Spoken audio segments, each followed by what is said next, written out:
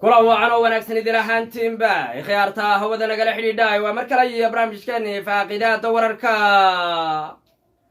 qodobadaad wararkeena ku maqli doontaan waxaa ka mid ah dablay hubaysan oon haybtooda la garanayn ayaa weerar xooggan ku qaaday dhaamka weyn ee biyo xidhaanka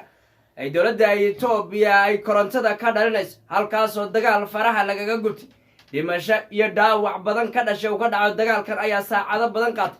walibana xoogaggan waxay sheegteen gulo waaweyn iyo inay saldhigyo ka sokay oo goobaha difaaca ay cagta mariyeen saarad militarina ay halkaasi ka kaxaysteen waana gobolka Matakel ee deegaanka Benishanguul Gumus ee biyo xidhaankani uu ku yaallo sidoo kale xoogagga TPLF Masar iyo Eritrea ayaa qorshe halis ah u dhigay dowladda federaalka Itoobiya iyadoo gabi ahaanba la leeyahay dowladda Abiy Ahmed maalmaha soo socda iyo biraha inagu soo aadan daad waxaa qaadi doona jamhado aan la garanayn oo jahooyin badan ka soo gali doona dalkaasi Itoobiya iyadoo magaalada Asmara ee caasimadda dalka Eritrea lagu karkarinayo ciidamo lagu doonayo in lagu weeraro dalkaasi Itoobiya xaalka ayaana cirkaas ku sii shareeraya dowladda Abiy Ahmed ayuuna soo wajahay gabi ahaanba walaaci abid ugu cusla dowladda Itoobiya ayaa la sheegay inay door bidayso inay gabi ahaanba ka tanaasuso ama ay ka laabato barnaamijka Tigrayga iyo Eritrea oo nimankaasi lagu sasabo wafdiyo kala duwan oo Mareykan iyo dowladda shisheeye loo diri doono si ay ugu sasabaan inayna dowladda Abiy ayna dhankaasi u dhaqaaqi dooneen ammaan la siiyo qorshihiina loo bedeli doono dhanka Seylac iyadoo martiqaadka madaxweynaha Somaliland oo gabi ahaanba si toos ah loo shaaciyay lana sheegay bisha 8aad sida waraaqda ku qoran waraaqda taariikhda inuu iman doono maalinkaana lagu dhawaaqi doono gabi ahaanba Itoobiya inay aqoonsi buuxda ay siin doonto maamulka Somaliland ciidamadooduna si toos ah waa ciidanka badda dalka Itoobiya oo soo dhawaanbaysay tababar ay nooc ay qaadanayeen soo gabagabeeyay inay saldhigyadooda si toos ah ay uga dhigan doonaan deegaanadaas waana qorshe weyn iyo dood cilmiyeed hadda ka soconaya magaalada Addis Ababa ee caasimadda dalkaasi Itoobiya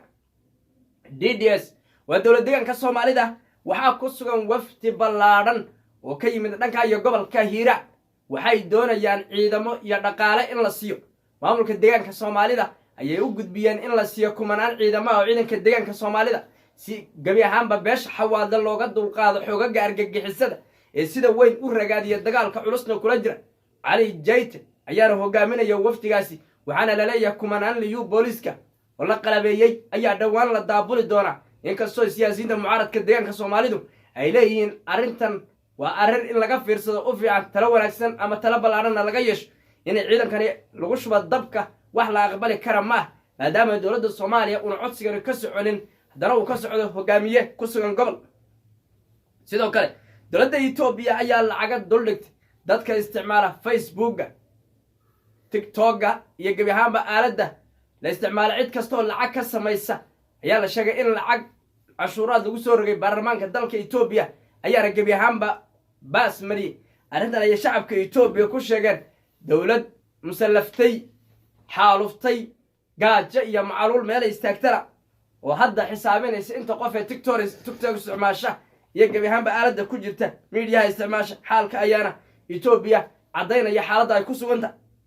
sidoo kale gudoomiyaha xisbiga VEB Sheikh Ibrahim Dheere ya maamulka Puntland ka codsaday inay gabadha 15 bilood ku xidhan maamulkaasi ee ka soo jeeda dowladda deegaanka Soomaaliya sida cadaalad darrada ah loola dhaqmay ee maxkamaddu ay ku xukuntay sanadada ayadoo markii horena 15 bilood soo dhameysatay ciidanka booliskana ay jirdil iyo kufsi arxan darra ay u geysteen ayna khadka telefoonka kula soo xirtay warbaahin dowladda deegaanka Soomaalida laga leeyahay inay si degdeg ah u soo daayaan iyadoo sidoo kale gudoomiyuhu uu dowladda deegaanka Soomaalida u gudbiyay inay arrintan si toos ah uga howlgasho muwaadinadaasi sida xaq darrada loola dhacay maamulka Puntland iyo muwaadiniinta kale ku dulmay gabi ahaanba maamulkaasi Puntland dhanka iyo Soomaaliya haddaana SSC Khaatuma xaaladeedu cirka ay isku sii shareertay kala qaybsanaan weyn ayaa jirta shirkii madashii dhamaystirka maamulka SSC Khaatuma waa la isku mari laayahay garaadadii way kala jabeen siyaasiyiintii way kala jabeen dowladda federaalka meesha salka ayay dhigatay malaayiin lacag ah ayaa lagu kala gadanayaa taageerayaasha xaalka ayaana cirka ku jira waxayna dhex taalaa dowladda federaalka Saciid Cabdullaahi Deni iyo maamulka Somaliland xaalkuna aad iyo aad ayuu u adag yahay qodobadaas iyo qodobo kale oo faahfaahsanaya warkeena ku eegayna khiyaaray barnaamijkan waxaa igala qayb galaya saaxiibkay gooni oo dhankayga midig fadhiya gooniow ee soo dhawow waan usoo laabanaynaa xaaladda qasan ee ka taagan magaalada laascaanood iyo shirkii oo maanta dee inuu si toosa u furmaamo markii hore isjiijiid iyo isfaham baa la raadinayay laakiin xaaladdu waxaad moodaa hadda in lagu kala adkaan doono qolo un ay xoog ku marsan doonto ajendayaasheeda waan usoo laabanaa laascaanood iyo xaalku sida uu yahay